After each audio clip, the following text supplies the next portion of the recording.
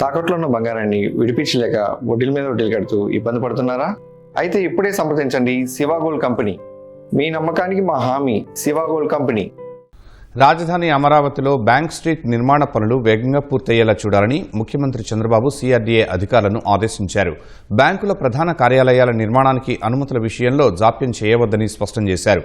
కాలుష్యం తగ్గించడం, స్వచ్ఛతను పెంచడం, వ్యర్థాలను సద్వినియోగం చేసుకుని సర్క్యులర్ ఎకానమీ దిశగా అడుగులు వేయడం నిరంతర ప్రక్రియగా ఉండాలని అధికారులకు దిశానిర్దేశం చేశారు.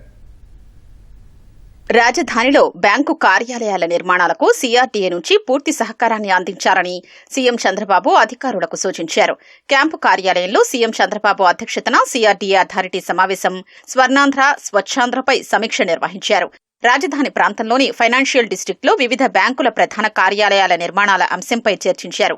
బ్యాంకు స్ట్రీట్లో కార్యాలయాలు ఏర్పాటు చేసేందుకు ముందుకొచ్చిన 13 బ్యాంకుల్లో 11 సంస్థలు తమ కార్యాలయాల నిర్మాణ బాధ్యతల్ని సిపిడబ్ల్యూడీకు అప్పగించాయని అధికారులు సీఎంకు వివరించారు.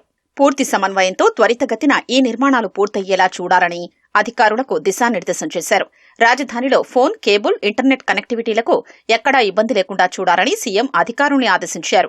అమరావతిని నివాసయోగ్యమైన నగరంగా తీర్చిదిద్దడమే కాకుండా నివాస వ్యయం తగ్గించేందుకు చర్యలు తీసుకోవాలని సూచించారు. రాజధానిలో సుందరీకరణకు ప్రాధాన్యమివ్వాలన్నారు. ప్రకాశం బ్యారేజీకి ఎగువన వైకుంఠపురం వరకు ఏడాది పొడవునా నీళ్లుండేలా చూడాలన్నారు. అథారిటీ సమావేశంలో కృష్ణా కరకట్ట నిర్మాణ పనులు, ఉండవల్లిలో ఎల్పీఎస్ లేఅవుట్ల అభివృద్ది, పార్కింగ్ కాంప్లెక్స్ నిర్మాణం, జ్యుడిషియల్ అకాడమీ నిర్మాణం, పౌల్ట్రీ ఫామ్ల స్ట్రక్చర్లకు చెల్లించాల్సిన పరిహారం వంటి అంశాలకు అథారిటీ సమావేశంలో ఆమోదం తెలిపారు. కాలుష్యాన్ని తగ్గించేందుకు, స్వచ్ఛతను పాటించేందుకు కూటమి ప్రభుత్వం పెద్దపీట వేసిందని సీఎం చంద్రబాబు అన్నారు.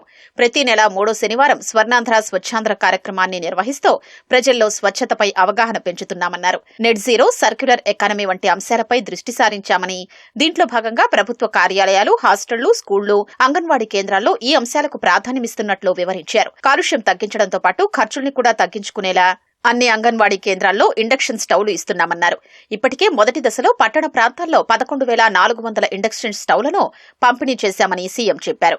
ఈ నెలాఖరులోగా మిగిలిన 44,346 అంగన్వాడీ కేంద్రాలకు పంపిణీ ప్రక్రియను పూర్తి చేయాలని సీఎం ఆదేశించారు.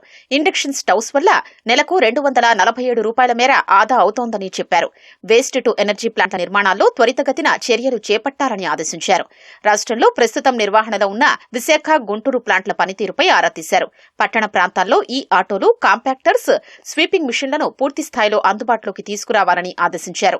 వచ్చే నెలాఖరులోగా ఈ ఆటోలను, అక్టోబర్ నెలాఖరులోగా కాంపాక్టర్లను, స్వీపింగ్ మిషన్లను అందుబాటులోకి తీసుకురావాలన్నారు. ఈ ఏడాది ఆగస్టు, అక్టోబర్ నెలల్లో ఎస్టీపీ ప్లాంట్లను అందుబాటులోకి తేవాలని సీఎం నిర్దేశించారు. మ్యాజిక్ డ్రైన్లను లక్ష్యానికి అనుగుణంగా పూర్తి చేయాలని సూచించారు.